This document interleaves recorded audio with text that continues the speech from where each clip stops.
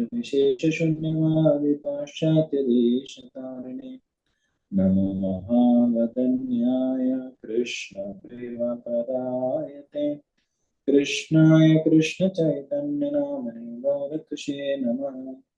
हे कृष्ण करुणा सिंधो दीनबंधो जगत्पते गोपेश गोपिका कांत राधा कांत नमोस्तुते तप्त कांचन गौरांगी राधे वृंदावनेश्वरी वृषभानुसुते देवी प्रणमामि हरिप्रिये वाञ्छाकल्पतरुभ्यश्च कृपा सिन्धुभ्य एव च पतितानां पावनेभ्यो वैष्णवेभ्यो नमो नमः।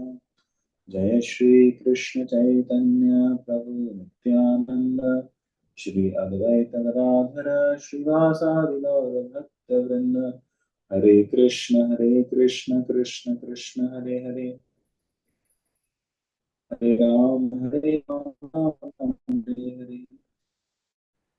Krishna. So last time we saw up to verse number 29. So as we may recollect, this chapter is about the science of devotional service, and we are just near the end of this chapter. And we had seen how the worship of Krishna is above the worship of all the demigods, as delineated by Vyasdev and Suta Goswami himself in this section of verses. And now, after last verse we saw was about the essence of everything is worship of Vasudeva, Krishna. And now we are going to verse number 30. So the last four verses are answering the fourth question of Shaunakadi Rishi, which was about manifesting the material world in the form of Purusha avatars. So let's see. Om Namo Bhagavate Vasudevaya. Om Namo Bhagavate Vasudevaya. Om Namo Bhagavate Vasudevaya. Text 30. Sa evedam sasarjagre Bhagavan Atma Mayaya Sad Asad Rupaya Chasau Gunamaya Guno Vibhu. Yes, to anyone like to read? In the beginning of the material creation, that absolute personality of Godhead, Vasudev, in his transcendental position, created the energies of cause and effect by his own internal energy. Yeah. So this verse particularly is about Mahavishnu. So there are three Purusha avatars, as we know: Mahavishnu, Garbhodakshay Vishnu, and Shirodakshay Vishnu. So here the key word is Bhagavan Atma Maya. So the Lord himself, by his personal potency, expands himself. Sad Asad Rupaya Chaso. So the same Lord, Cha Aso, the same Lord, he is the cause as well as the effect. So actually, he comes in the form of Mahavishnu. So there is one Mahavishnu in the entire material creation.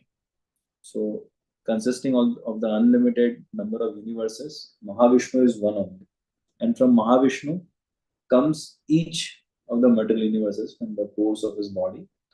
And within each material universe is one Vishnu in charge of that universe. And that particular Vishnu is called as Garbhodakshay Vishnu. So this verse is talking about the Mahavishnu avatar. So there is one expansion of the Bhagavan Atma Maya. And now the next verse will talk about Garbhodakshay Vishnu. So Prabhupada writes in the purport, the position of the Lord is always transcendental because the causal and effectual energies required for the creation of the material world were also created. The qualities of material worlds. His existence, form, activities, and paraphernalia all existed before the material creation. He is all spiritual and has nothing to do with the qualities of the material world, which are qualitatively distinct from the spiritual qualities of the world. So, of course, wherever any avatar comes, Prabhupada always talks about how everything about the Lord, including his birth, activities, and even disappearance, is always spiritual. Janma karma cha mein dikha. So, let's go to the next verse. तया विलसितेष्वेषु गुणेषु गुणवानिव अन्तः प्रविष्ट आभाति विज्ञानेन विजृम्भितः.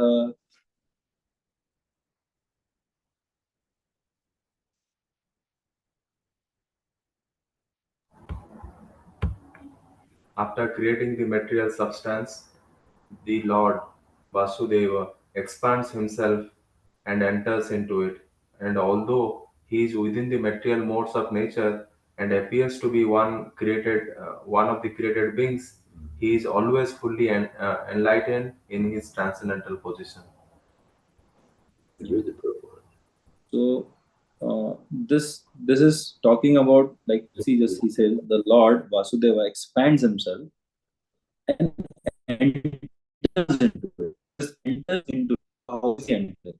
Like, is Lord Mahavishnu himself going? No, he is going as an expansion.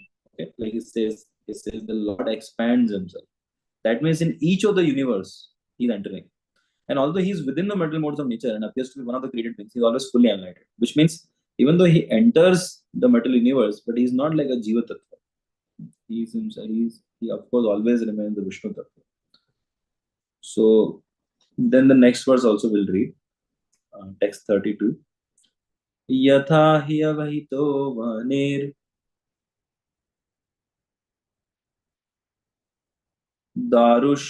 darushveka swayunishu नानेव भाति विश्वात्मा भूतेषु च तथा पुमान्.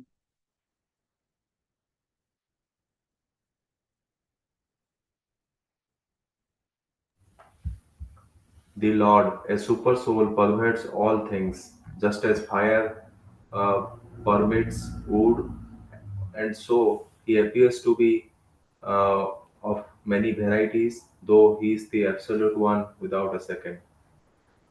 Yeah. So here Prabhupada explains the purport. So this verse is talking about Shirodaksha Vishnu, the third Purusha avatar. You know? He says that he enters into every uh, living being and into every atom as the super soul, whom we call as Paramatma. So the purport, Prabhupada explains a very beautiful analogy. He says, Lord Vasudeva, the supreme personality of Godhead, by one of his plenary parts, expands himself all over the material world, and his existence can be perceived even within the atomic energy. Matter, antimatter, proton, neutron, etc., are all different effects of the Paramatma feature of the Lord. As from wood, fire can be manifested, or as butter can be churned out of milk, so also the presence of the Lord as Paramatma can be felt by the process of legitimate hearing and chanting of the transcendental subjects which are especially treated in the Vedic literature like the Upanishads and Vedanta. Srimad Bhagavatam is the bona fide explanation of these Vedic literatures. The Lord can be realized through the oral reception of the transcendental message, and that is the only way to experience the transcendental subject. As fire is kindled from wood by another fire, the divine consciousness of man can similarly be kindled by another divine grace. His divine grace, the spiritual master, can kindle the spiritual fire from the wood like living entity by imparting proper spiritual messages injected through the receptive ear. Therefore, one is required to approach the proper spiritual master with receptive ears only, and thus divine existence is gradually realized. The difference between animality and humanity lies in this process. A human being can hear properly, whereas an animal cannot. So this is a very beautiful series. So I just like to maybe use the whiteboard and uh, so can you give me the co-host thing? Yes, bro, you should have permission now. Okay. Yeah.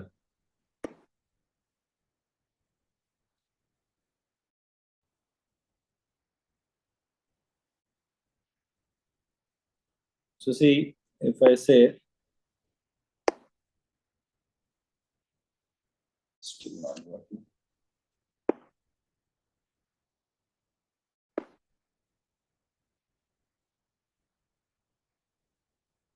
So if I say this is the spiritual world, okay, and if I say like this is material world, so everything below this is material world, and this is spiritual world, and this is Brahma. So so there is one Lord Mahavishnu here in this material world. He is like one personality, and from him only all the like different material universes are coming. So this is one material world, one Mahavishnu, and there are like many material universes. Okay, and now in each of this material universe, this is like material universe. In each of this material universe, there is one personality called as Garbhodakshaya Vishnu. So them there is one Garbhodakshaya Vishnu. So he is like Garbhodakshaya Vishnu. And now, if we take like within this within this universe now, let me take like this universe here. Okay, and now let us expand this universe. Like this is one universe per se. Now in this there are many atoms. They're all atoms. There are unlimited number of atoms. What does the universe have? It has many um, like souls. Okay, so let us say these are the souls, living entities. Now in each of these atoms as well as the living entities, there is super soul, and that super soul is Shirodakaya. So there are like if you see in that way, there are finally one is Mahavishnu, another is Garbhodakshaya Vishnu, and another is Shirodakshaya Vishnu. So there are three types of Purusha. So in total, Mahavishnu is only one in entire material world. And in each universe, there is one Garbhodakshaya Vishnu. And then within the universe, in each atom and in each living entity, in the heart of every living entity, there is a Shirodakshaya Vishnu. So Prabhupada writes that this proton, neutron, like those of us who are little conversant about physics, so these are like, the atoms and its constitutional parts, protons, neutrons, electrons. So often we have studied like how these things are functioning. There are the electrons are placed in all the SPDF arrangement, and the electrons are having some are having the clockwise rotation, some anti-clockwise, S equal to plus half and minus half, and all those technical details.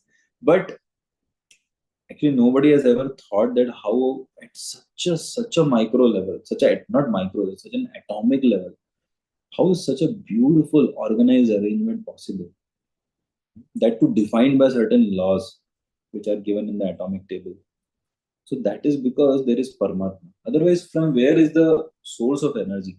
Like someone may say nuclear energy, nuclear fission, nuclear fusion. So we can say these things are happening, but then who is making it happen? So that is so in the Brahma Samhita it is explained. It is because of the Paramatma. Andantarastha Paramanu Chayantarastha. So there is this Paramatma, and that Paramatma is Shirodakshaya Vishnu. Similarly, who is the Paramatma or super soul of the material universe? So that is Garbhodakshaya Vishnu. You know, like this Garbhodakshaya Vishnu. He is the super soul of one universe. And who is the super soul or Paramatma of the entire material world? That is Mahavishnu. So it is only because of the presence of the Lord that calcium behaves as calcium, that iron behaves as iron, and gold behaves as gold. So each the characteristic of each atom, it is described by Prabhupada, is because of the Paramatma within the atom. And there are this FCC, BCC structures like how the atoms are bonding with each other. Different molecules are bonding with each other, and then you get like complex chemicals and all those things. So this is all happening because of the sanction and the will of the Lord, His arrangement. Nothing is outside the arrangement of the Lord. Now, why is Bhagavatam talking about these things?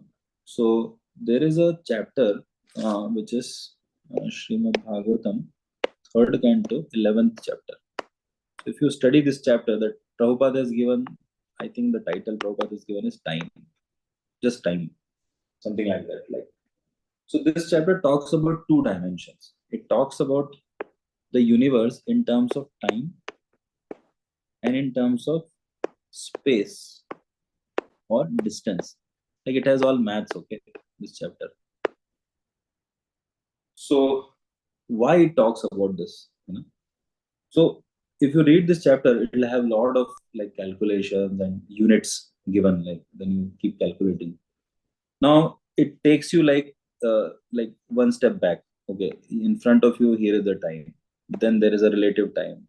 In like heavenly planets and all. Then it again takes you back. Then it keeps taking you like backtracking. Now it all stops when you first calculation it does is through time.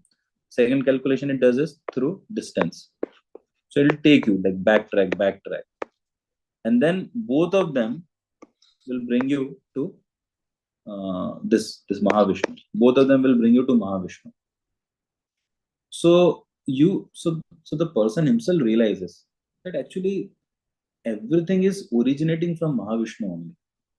So the entire idea of the exercise, interestingly, is that if everything is finally like you know in terms of Mahavishnu, that this is the Mahavishnu.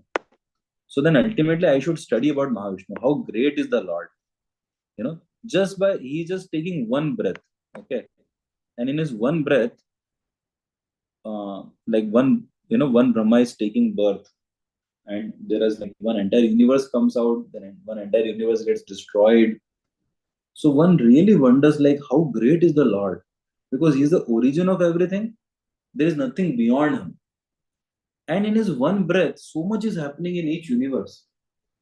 And when one studies the fifth canto, one gets all the more mesmerized that within the universe, which is just a temporary manifestation, like one breath of Mahavishnu, just one breath of this guy, he's inhaling, exhaling.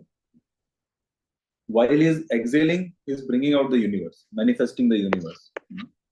And then when he's exhaling, the universe is going back and getting destroyed. And within that one breath time, within that time of one breath, okay, what all is happening? The entire fifth canto describes the Jambudweep and the entire material creation within the universe. And this is mind-boggling for the reader of Srimad Bhagavatam. So in the second canto and third canto, he reads about the Virat Rupa. So that is basically the material universe. And then in the fifth canto also he is introduced to like the details of the entire geography of the universe. And then he realizes all this is happening infinite number of times in each breath of Mahavishnu. And he is like shaken to the core. My goodness, what is this Mahavishnu? And then he is taking interest in hearing about the Lord. So he realizes that Lord is really the great, the supreme. So that is the whole point of like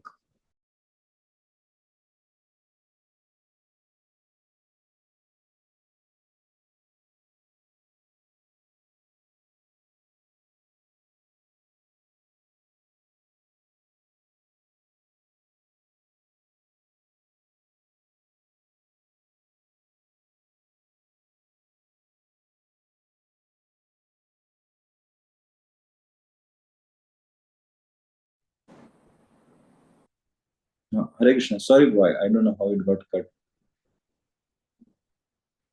Was I audible up to the conclusion? Like, why is Bhagavatam talking about these things, time and distance? Not the last minute, Prabhu. Okay. See, but was it clear? Like we came up to Mahavishnu, how everything is like source. The source of everything is Mahavishnu. Was that clear? Yes, Prabhu. Yeah. So see why Bhagavatam talks about the details of the universe, details of the geography, and why is it talking about this time and Virata Rupa? Because it is ultimately bringing us to the point that how great is Mahavishnu, from whom the entire material world is springing out, and he's not even working, and he's just like one breath exhaled and one breath inhaled, and in middle of that, so much has happened. So this mesmerizes anybody. The Jiva who's reading is totally mesmerized by it because he has read the entire life of Brahma. He knows how all is happening. So like Brahmaji lives for his 24 hours, one day. And in 12 hours of his, there are 1,000 Chaturyugas going by. In Brahma's 12 hours, our 1,000 Chaturyugas are going by. Now, 1,000 Chaturyuga means in each Chaturyuga, there are 43 lakh 20,000 years. And that is just 1,000 times that, 1,000 times that is 12 hours of Brahma. And Brahma lives for 365 days, and the night is also there in each day. And then such days, 365, that is 1 year. And Brahma lives for 100 years. And that is material universe. One universe. This is just one breath of Mahavishnu. So Bhagavatam is actually trying to establish the greatness of the Lord. And then later on in the cantos, it talks about the sweetness of the Lord in terms of his leelas, which is of course especially going to come in 10th canto, where Krishna is described as Ashraya Vigraha. He is a real Ashraya. So Bhagavatam actually is like glorifying the Lord in that way. So when you say this person is so sweet, he's just like taking the cows around, you know, he's just a cowherd boy. But then when you know that Mahavishnu, so till now we're talking of Mahavishnu, and then you say that Mahavishnu is just expansion of the expansion of the expansion of Krishna. And that is like all the more too much. It's like Mahavishnu is not the main Lord. He's not even direct expansion of Krishna. So this actually wins the heart of Jivatma. And then Jivatma is ready to salute Krishna when he hears about Krishna. Then he doesn't judge that, oh, why Krishna is dancing with the gopis, why Krishna is like stealing butter. Does he not have his own butter? Hey, everything belongs to him. What are you saying, butter? He's like, he's Mahavishnu, Baba. He's what are you saying? I mean, he's like Shiro Daksha, he's in every atom. So then living entity never misunderstands Krishna. And even one moment about Krishna, even one Leela he hears of Krishna, he considers himself very fortunate. Who am I? I am like nobody. I am able to function and my consciousness is functioning, my body is functioning because there is Paramatma within my heart. And there are unlimited Paramatmas. So that is the reason why these Purusha Avtaras are discussed actually. So this is one point. Another point Prabhupada says in the purport is, as from wood fire can be manifested, or as butter can be churned out of milk, so also the presence of the Lord as Paramatma can be felt by the process of legitimate hearing and chanting. So he gives two analogies. Like there is fire energy within the wood, but we have to ignite. We have to there's a process to bring out that energy, manifest that energy. Similarly, he says there is butter within the milk, but we need to churn it, and then that butter manifests or comes out of extracted out of the milk. Similarly, he says there is Krishna consciousness, there is love of God within us, but that manifestation of that love of God, that is the process for that is hearing and chanting, Shravanam Kirtanam, Bhakti Yoga. Yeah. So further also he say that as fire is kindled from wood by another fire. So sometimes like we light one lamp by using another lamp. Like Damodar month, Kartik month, we do that. Similarly, he says that Like our divinity can be rekindled by another person who who already has his divinity rekindled. So just like we do now, there is the devotees give their association to new people, and then they also can actually start their process of devotional service. And if the fire is very very intensely bright, which means if somebody's devotional service is very much manifested already, some very senior devotee, some very advanced Vaishnava, then we can see that the effect of his association like is very superb, very effective. So, like that, Prabhupada explains. This is what human beings are special because they can rekindle this fire by hearing, by the process of hearing. Animals also can hear, but that is just biological hearing. So they can only do eating, sleeping, mating, defending. Their intelligence and hearing and other sensual abilities are limited to that. But human being can actually hear, the spiritual subject matter, and then can change his ambitions and desires accordingly. Can go beyond eating, sleeping, mating, defending. So, because why did Prabhupada talk of this? Because there was talk of Paramatma. That's why. So similarly in text 33 also, Prabhupada Shuddha Goswami talks of Shirodaksha. He says, just go to text 30. Aso guname bhaver bhuta sukshmendriyatmabhi swanirmiteshu nirvishto bhungte bhuteshu tadgunan.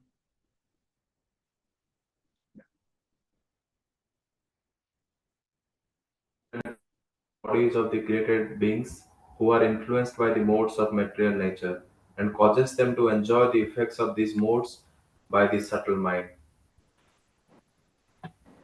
Yeah. So see, this is also very special. Huh? You read the purport. There are 8.4 million species of living beings, beginning from the highest intellectual being Brahma down to the insignificant ant. And all of them are enjoying the material world according to the desires of subtle mind and gross material body. The gross material body is based on the conditions of the subtle mind, and the senses are created according to the desire of the living being. The Lord as Paramatma helps the living being to get material happiness because the living being is helpless in all respects in obtaining what he desires. He proposes and the Lord disposes. In another sense, the living beings are parts and parcels of the Lord. They are therefore one with the Lord. In the Bhagavad Gita, the living beings in all varieties of bodies have been claimed by the Lord as his sons. The sufferings and enjoyments of the sons are indirectly the sufferings and enjoyments of the Father. Still, the Father is not in any way affected directly by the suffering and enjoyment of his sons. He is so kind that he constantly remains within the living being as Paramatma and always tries to convert the living being towards the real happiness. So see, this verse actually continues the topic of Shirodaksha Vishnu, and this verse is actually trying to invoke uh, uh, like gratitude in the heart of the living entity. How?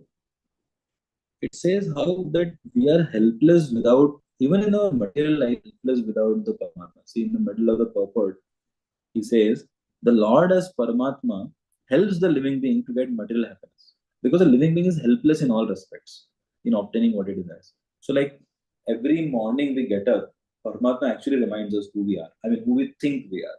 Like we are the material body. So, he again gives back our identity. We don't remember. Like it sometimes it may happen with a devotee, like he has gone to some new place. And when he gets up in the morning, the moment he opens his eyes, he doesn't exactly recollect where is he. And then it suddenly like it dawns upon him. Oh yeah. I have come to Denver, today. So I'm here in Colorado, and I came for this purpose. Like so, it like that again giving back that identity, that sense of identity, and the sense of purpose of where he is. That Paramatma does actually. So Paramatma plays a very special role. Like practically every day, Paramatma is serving us. So when he says that, please you also serve me, it's kind of very fair, not even unfair. Actually, he's already serving us, and he loves us so much. Prabhupada is giving such a beautiful analogy. He says when the son suffers, actually the father also suffers. So son might have distanced himself from the father, but when the father is watching the son destroying his own life, doing self-destructive activities, or acting in a very uh, foolish ways, okay, some this harming his own self, maybe doing drugs and whatever, like getting into some wrong association, wrong friendship. So the father is very concerned and he's watching from the distance. So father is not directly affected, but definitely he is also feeling very sad for the son. So same way, Krishna also, like in the form of Paramatma. So he's just watching. And if you begin reciprocating with the Paramatma, then the Paramatma actually starts more, more and more like directly manifesting suggestions and guidance to us. Yeah. As Prabhupada concludes the purport, he's so kind that he constantly remains with the living being as Paramatma and always tries to convert the living being towards the real happiness. Yeah. So this verse was also about Shiva Daksha Vishnu, who's serving all the living entities as Paramatma. So the word used is bhunkte. Bhunkte means whatever mm, the, the the desire to enjoy material world in whatever way the living entity desires to enjoy the material world, bhunkte. Hmm. So Paramatma helps him out. Okay, like that. Like the in 18th chapter of the Bhagavad Gita also there is this verse, and 15th chapter also about Paramatma. ईश्वर सर्वभूते ईश्वर सर्वभूतेषु क्या है ईश्वर सर्वभूतानां हृदयेषु अर्जुन तिष्ठति भ्रामयन् सर्वभूतानि यन्त्रारूढानि माया. Brahmayan means like the living entity is going from one body to the other body, one species to the other species. And for what reason? He is going to try some enjoying some material desires in particular ways. So the Paramatma facilitates him. And similarly, it is said in 15th chapter, 15th verse, Matta Smritir Jnanam Apohaneshu. That the Paramatma gives remembrance, forgetfulness, and the Paramatma gives the variety of ideas. And so this is also like Paramatma is only facilitating everything for us. Even our hands and legs are moving because the Paramatma is facilitating. So this was about Shirodaksha Vishnu. And uh, the last verse is also answer to a particular question of Shaunakadi Rishi. The question was, if you may recollect, like in the first chapter, there was a question asked, that why did the Lord appear as the son of Devaki? So now he's answering that question. Bhavayatyesha satvena lokan vailoka bhavana लीलावतारानुरतो देवतिर्यं naradishu. Yeah. Thus, the Lord of the universes maintains all planets inhabited by demigods, men, and lower animals. Assuming the roles of the incarnations, he performs pastimes to reclaim those in the mode of pure goodness. See, this is such a such a beautiful message. He's telling that the Lord of the universes maintains all the planets inhabited by demigods, like all the entire material world. Assuming the roles of incarnations, he performs pastimes to reclaim those in the mode of pure goodness. So, see, Bhava Yatyesha Satvena means Krishna is coming to distribute his own bhava, which means he's coming to give his own love to all of us. Satvena Lokan Vai Loka Bhavana. So, how does he do that? How is he coming to us his own love? He's telling Leela Avatara Nurato. He's coming to perform various pastimes, assuming the roles of incarnations He performs pastimes. So, like he comes as Lord Ramachandra. And look at what beautiful pastimes he performs. And then the living entity is like in awe and reverence. He's in love with Lord and Sita and Lakshman and Hanuman. Okay. So the boat in which the living entities are helped by the Lord to cross over the ocean of material world, that boat is the boat of hearing and chanting. Now, what do we hear and chant about? The glories of the Lord. And that is why he comes in the form of avatars. So Lord comes in the form of various avatars to give us that facility that you can chant about me, you can hear about me, you can glorify me. You know? And that is the process by which you can develop or rekindle your love for me, revive your love for me. And thus again, fall in love with me. So Prabhupada explains the same thing in the purport, the particular part I am reading towards the end of the purport. The Lord, therefore, comes to propagate the message of the kingdom of God, either personally as an incarnation or through his bona fide representative as the good Son of God. Such incarnations or sons of God are not making propaganda for going back to Godhead only within the human society. Their work is also going on in all types of societies amongst demigods and those other than human beings. So now this verse actually is just the beginning of this answer of this question of Shaunak Adirishi. So an elaborate answer he gives in the next chapter, which is chapter number 3. So there he talks about a variety of a whole array of like incarnations of Krishna, and he'll be concluding this entire description in uh, the avatar of Krishna himself.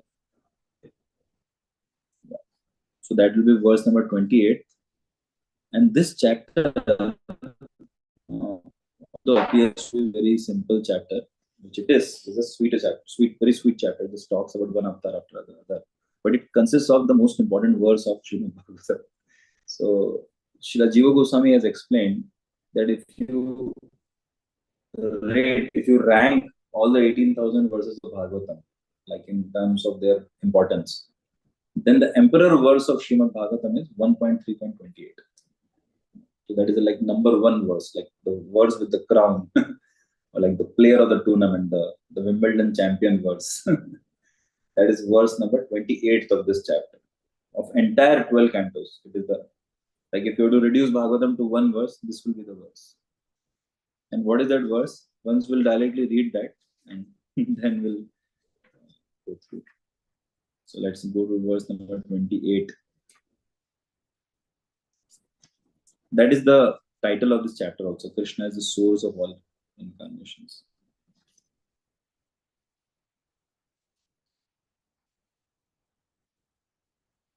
Yeah. Ete chamshakala pumsa Krishnastu Bhagavan Swayam Indrari Vyakulam Lokam Murdayanti Yuge Yuge.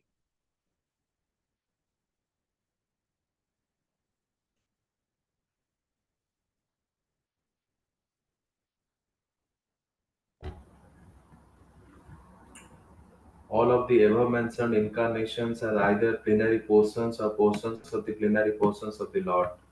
But Lord Sri Krishna is the original personality of Godhead.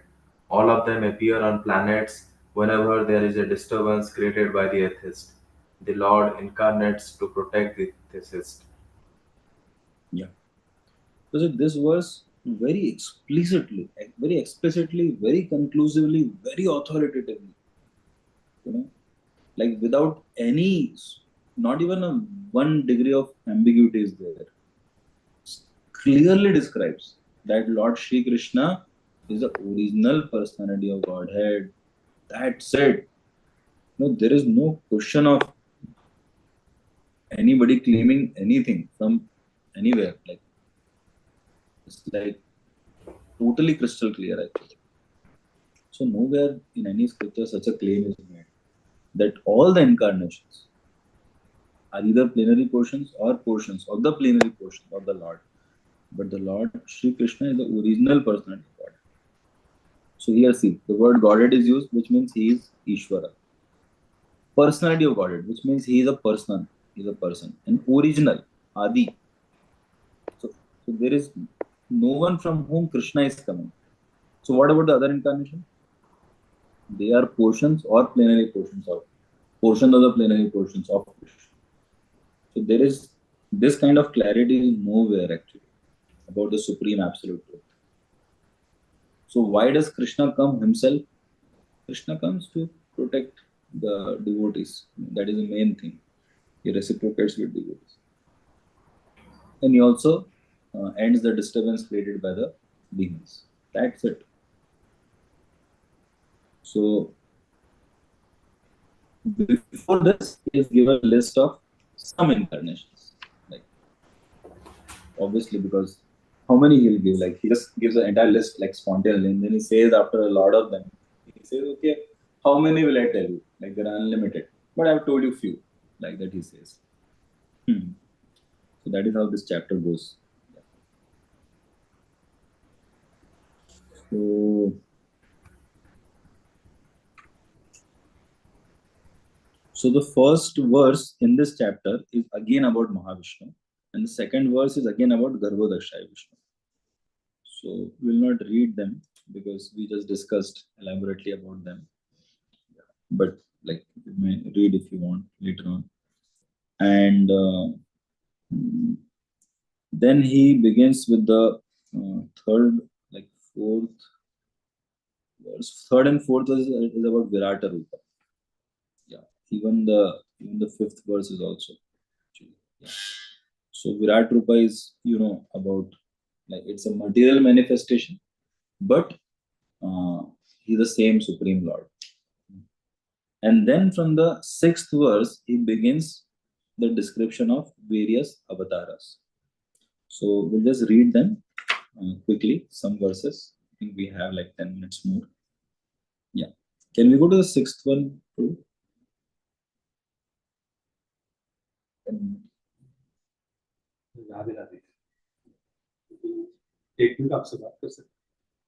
Just my meeting now.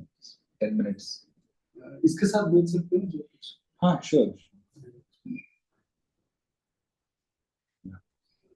So we'll recite these verses together, like for the sake of the time factor.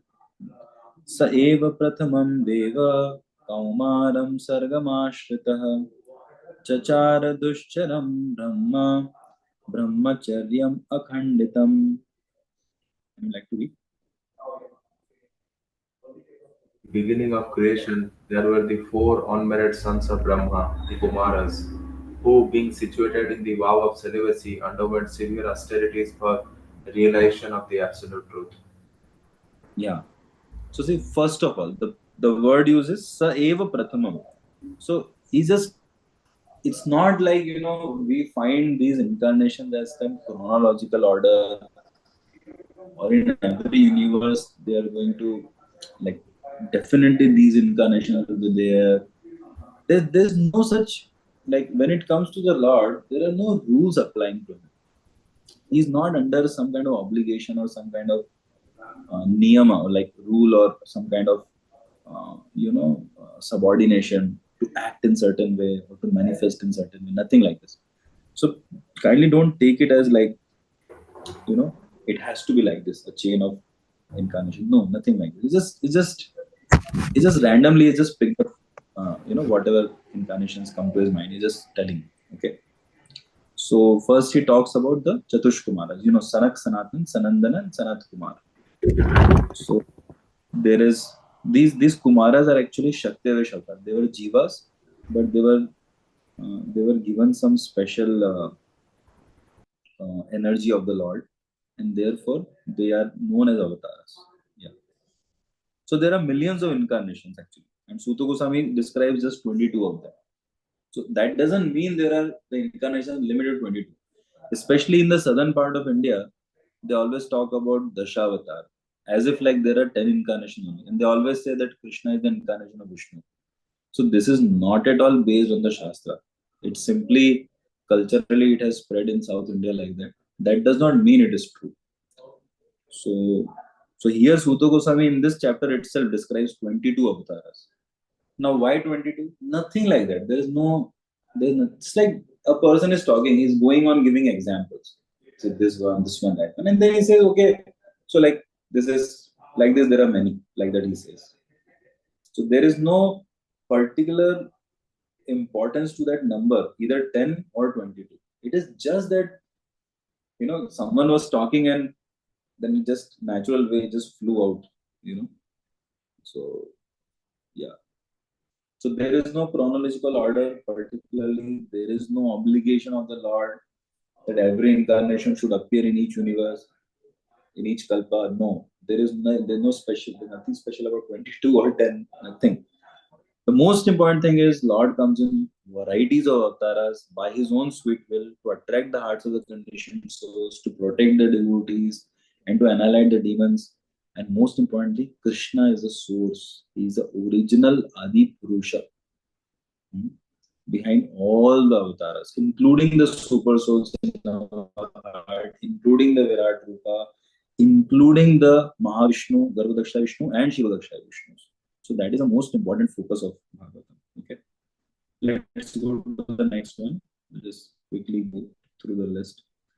Dvitiyam tu bhavayasya रसातलगतां महिम् उद्धरिष्यन्नुपादत्त Yagnesh saukaram vapu. You would have already understood by the keywords here which incarnation. Varahadev. Yeah, please read. The supreme enjoyer of all sacrifices accepted in the incarnation of a boar, the second incarnation, and for the welfare of the earth, he lifted the earth from the nether regions of the universe.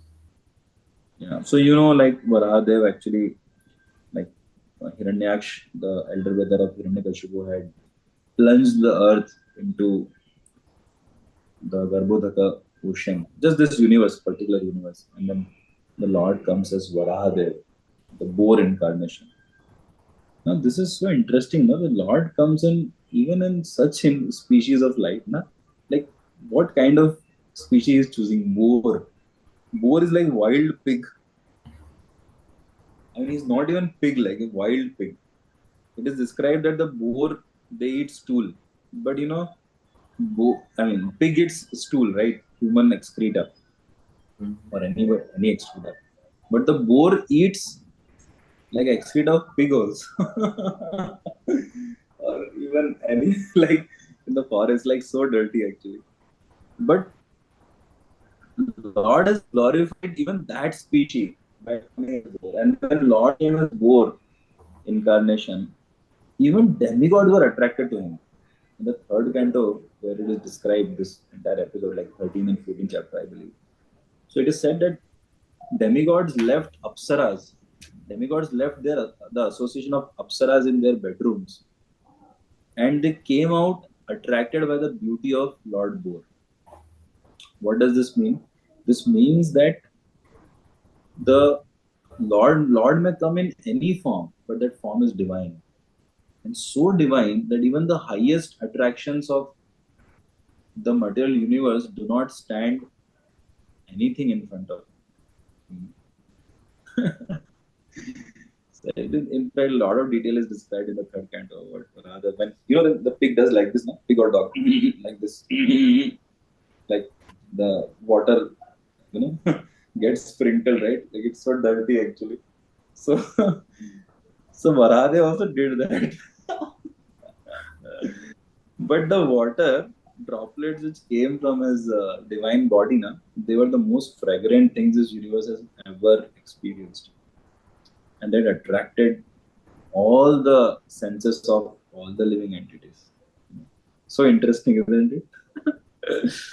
Prabhupada writes a very interesting purport. See, the indication is that for each and every incarnation of the personality of Godhead, the particular function executed is also mentioned. There cannot be any incarnation without a particular function, and such functions are always extraordinary. They are impossible for any living being to perform. The incarnation of the boar was to take the earth out of Pluto's region of filthy matter. Picking up something from a filthy place is done by a boar. And the all powerful personality of Godhead displayed this wonder to the Asuras who had hidden the earth in such a filthy place. There is nothing impossible for the personality of Godhead. And although he played the part of a boar, by the devotees he is worshipped, staying always in transcendence. So again, like he always remains divine, transcendental. So I think we should maybe call it a day here. And, we'll continue from the eighth verse next time. So any reflections or any um, comments, any thoughts? Deva Prasanna Prabhu, Vishal Prabhu, Nath Krishna Prabhu. Anyone? So, Prabhu, I liked really two points. Like you mentioned, how as part of like wrong tradition, like the Dasavataram thing in South India, how that is wrong, and also you mentioned about how people think like Krishna is the incarnation of Vishnu. So yeah, so and recently in Japa realization, we're also reading like how like Krishna is like three times of Rama, Lord Rama, and Lord Rama is like thousand times of Vishnu. So or Narayana. So yeah, so thank you, bro, for emphasizing so much on that one. I mean, yeah, thank you so much, bro. Hare Krishna. Okay. Thank you. I just want to share a quick thing, Prabhu. You Yeah. mentioned about how Krishna is present in every atom, proton, neutron, and everything. So it's funny how in science, especially, let's say CERN lab in Switzerland, they try to go deeper and deeper, and finally, whatever is the smallest particle they found, they call that particle as the God particle, even though they do not believe in God. So it is. In one sense, they are themselves proving Srimad Bhagavatam, right? Yeah. Yeah, but they don't know. Unfortunately, they don't know anything. Actually, if only they could actually be fortunate to accept the version explained by the Lord directly. Everything can be so clear.